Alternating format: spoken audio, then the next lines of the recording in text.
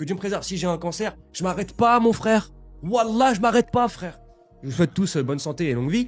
Mais demain, t'as un cancer. Tu peux parler, oui ou non? Ok, tu peux parler, tu peux bouger. T'as un minimum de calories et d'énergie. Après, j'ai jamais eu un cancer, je ne sais pas. Regarde. Soit tu clames, soit tu vas être guéri. T'as deux options. Donc, pourquoi s'arrêter de bosser? Parce que soit tu bosses et tu clames, et bon, bah t'es mort. Soit tu bosses et tu clames pas, et t'as gagné de l'avance, t'as pris de l'avance. Donc pourquoi s'arrêter net pour un cancer? En gros, c'est juste pragmatiquement pas une bonne décision. À moins que tu sois en incapacité physique de le faire. Si le cancer te donne une incapacité physique et que tu peux physiquement plus travailler, bah ok, t'es juste bloqué physiquement. Mais est-ce que physiquement tu peux bouger tes mains? Est-ce que t'as un cerveau qui réfléchit? Est-ce que tu peux parler et respirer? Oui. T'as aucune excuse, frère. Aucune! À part si le médecin te dit il faut pas que tu travailles parce que ça va aggraver ton cancer. Mais qu'est-ce qu'il connaît le médecin? N'a-t-il donc pas plein de médecins télé qui ont dit ah en fait c'était B? Est-ce qu'il n'y a pas plein d'êtres humains qui ont révolutionné la science et ce qu'on pensait vrai et pas vrai du corps humain de par juste une vision transcendante? Il y a plein d'exemples des boxeurs, on leur a dit tu pourras plus boxer, c'est mort. Et dans sa tête il a dit c'est mort, je vais boxer quand même et je vais être champion, monsieur le médecin, vous avez pas compris. Et il devient champion. Beaucoup de livres qui en parlent de ça, notamment Le Secret de Rhonda Byrne, des personnes qui ont guéri du cancer juste avec leur cerveau, parce qu'ils n'ont pas décidé de croire à ça. Et souvent, c'est ton cerveau qui te rend malade, c'est ton cerveau qui te fait clams, parce que tu es profondément persuadé que tu es malade et que tu vas mourir. Donc ton cerveau se reframe comme ça et tu clams, mais tu dois pas l'accepter. Demain, Terry, legit, que Dieu me préserve, que Dieu me préserve. Si j'ai un cancer, je m'arrête pas, mon frère. Wallah, je m'arrête pas, frère. Il fait combien de vidéos à chaque fois qu'il vient? Normalement, on en faisait une dizaine. Il peut pas en faire 30?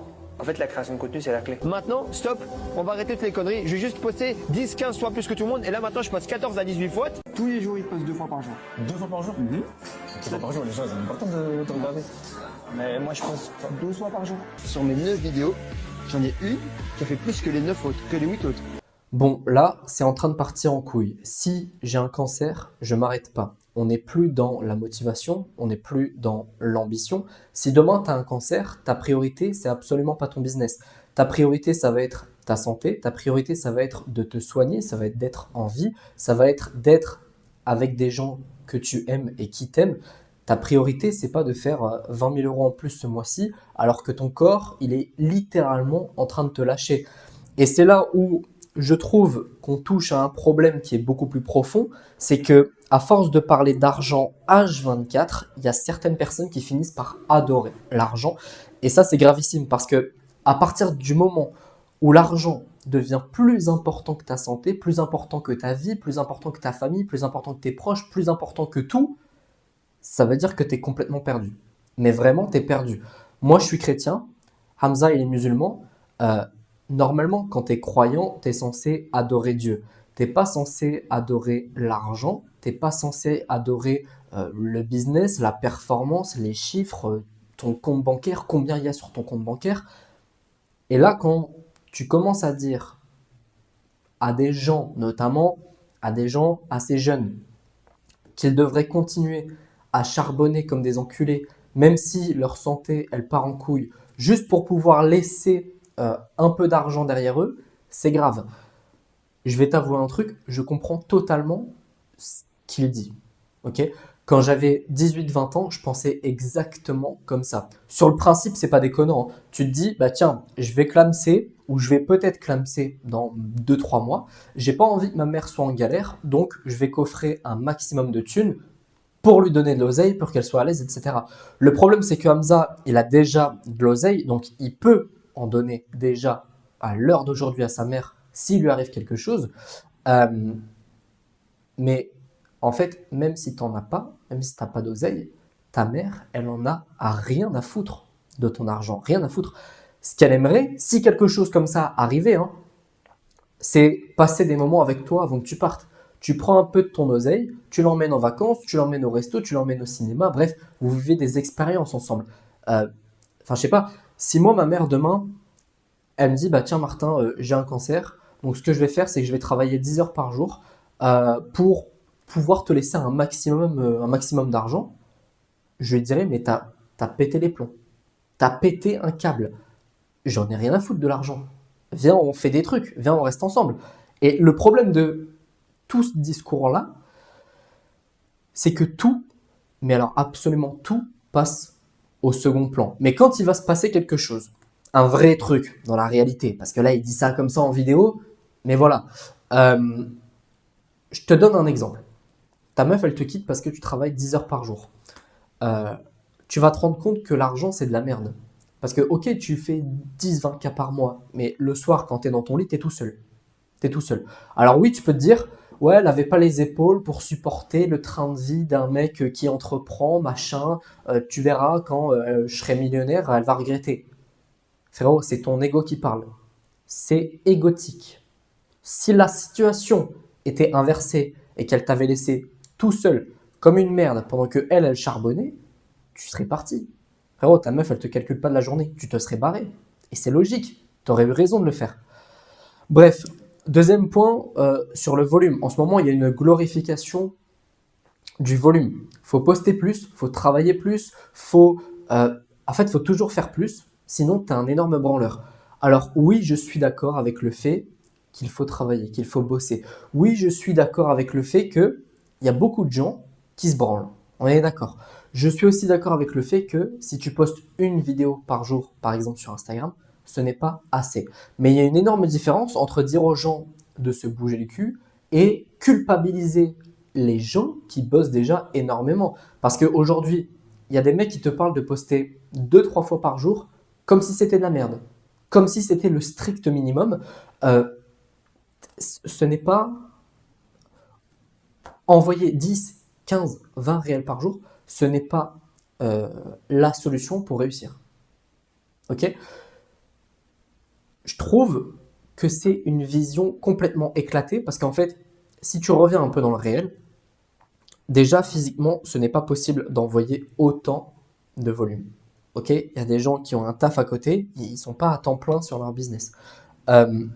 Poster 2-3 contenus par jour, c'est déjà énorme pour la majorité des gens.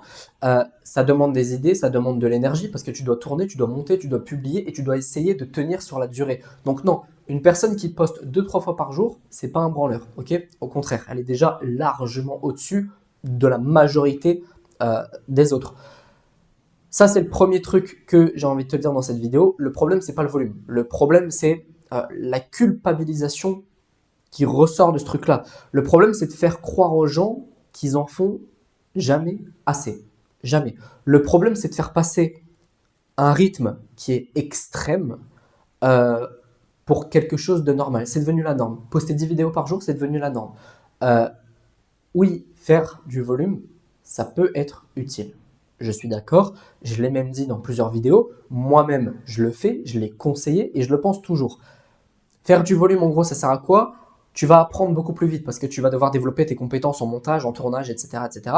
Tu vas pouvoir tester plein de hooks, plein de formats, des angles différents.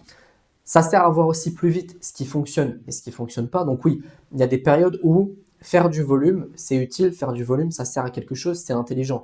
Mais il faut comprendre un truc, c'est que c'est pas une stratégie de marathon, c'est une stratégie de sprint. Il y a beaucoup de gens qui ne le comprennent pas. Faire du volume pour pouvoir accélérer pendant une période ton acquisition, pour pouvoir tester des nouveaux formats que tu as trouvés sur Insta ou pour comprendre ton marché plus vite, c'est ok. Faire croire aux gens qu'ils doivent tenir ce rythme toute leur vie, c'est n'importe quoi. C'est le meilleur moyen de te taper un burn-out et au final de flinguer ton business. Un business qui fonctionne, c'est un business que tu peux tenir sur le long terme. Et le problème, c'est que eux, ils vont te vendre une vision où tu es censé devenir une machine de guerre. Et à force de te raconter ça, tu vas fabriquer des gens, enfin, ils fabriquent des gens qui taffent avec une boule au ventre, qui culpabilisent dès qu'ils vont ralentir un jour ou deux. Et en gros, ils vont se dire « Ah tiens, là, je suis au bout de ma vie, vraiment, je suis malade et tout, machin, mais j'écoute pas mon corps, j'écoute pas les signaux, parce que sinon, je suis une grosse merde. » Là, on a totalement dépassé le stade de la motivation, hein. Il n'y a plus de motivation, c'est juste des conseils toxiques. Moi, mon conseil, c'est le suivant. Si tu n'as pas encore une grosse communauté et que en gros ton business il n'est pas en place, etc., poster une fois par jour, c'est pas assez parce que tu vas te faire rouler dessus par tes concurrents. Donc, fais du volume en trouvant un rythme qui te convient, qui est tenable pour toi. Par exemple, si sur le long terme tu peux tenir 2-3 posts par jour, vas-y, fais-le. Si tu veux partir dans l'extrême volume, je pense que maintenant, il faut discerner faire du volume et faire de l'extrême volume. Et eux, ce qu'ils promeuvent, on dit comme ça, je crois, le mec pas sûr de la conjugaison, c'est l'extrême volume. Moi, ce que je recommande, c'est que la normalité avant, c'était un post par jour. Maintenant, c'est faible volume. Donc, faible volume, 2-3 posts par jour. Franchement, ça, c'est tenable. Euh, Bref, j'en étais où? Je me suis perdu dans mes propres points. Oui, donc voilà. Tu tiens 2-3 posts par jour, c'est OK. Mais maintenant, si tu veux partir dans l'extrême volume en envoyant 5, 10, 15 à 20 contenus par jour, fais-le, mais tu dois garder en tête que c'est une stratégie sur le court terme. C'est une courte période, pendant 1 mois, 2 mois, 3 mois grand max, mais c'est pas quelque chose que tu vas garder à vie, contrairement à ce que eux disent. Et ensuite, une fois que tu as une grosse communauté et que ton business il est stable, il est rentable, etc., tu peux revenir à un post par jour. Tu fais ce que tu veux. De toute façon, tu gagnes de l'oseille. Tu n'as plus de conseils à recevoir pas entre guillemets de qui que ce soit, mais tu fais à peu près ce que tu veux, tant que ton business tourne. Mais la plupart des entrepreneurs aujourd'hui, ils ne se contentent pas de poster une fois par jour, ok?